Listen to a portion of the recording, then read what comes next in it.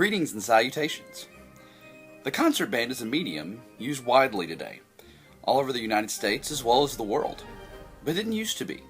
So let's take a look back at the history and origin of the concert band. In order to start at the beginning, we must go back to the 18th century. Most concert bands at this time were not what we consider today to be concert ensembles. They were mainly military ensembles that were doing basically double duty as entertainment at royal courts, alone or combined with orchestral strings. Composers for this particular ensemble, one of the most famous is Mozart. These chamber music groups, or concert bands at the time, were known as harmony bands, which had a standard instrumentation of 2 oboes, 2 clarinets, 2 horns, and 2 bassoons.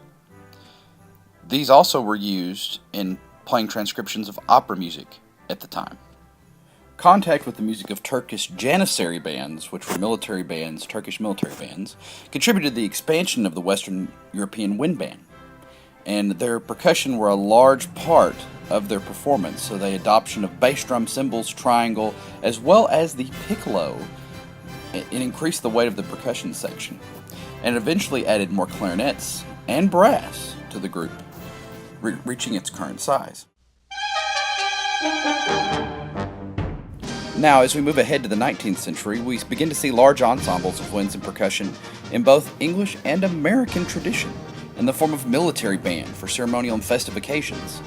Most of the works that they perform were mostly marches, however, with the composings of Ralph Vaughan Williams, Percy Grainger, James Swearingen, and Gustav Holst with his first suite in E-flat in 1909, the concert band became a medium in which people respected.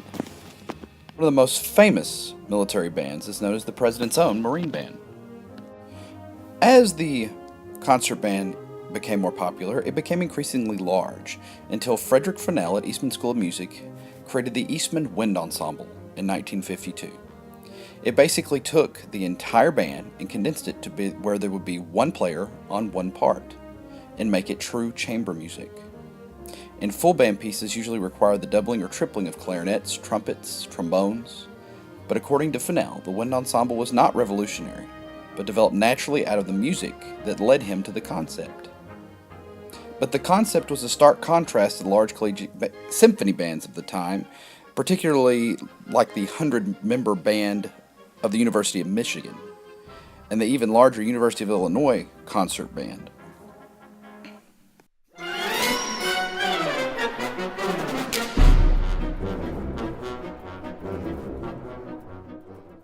As for concert bands today, they're all over the place.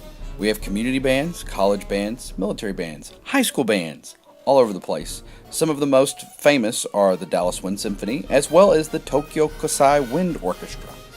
As far as the future of concert band is concerned, one can only say that the sky's the limit.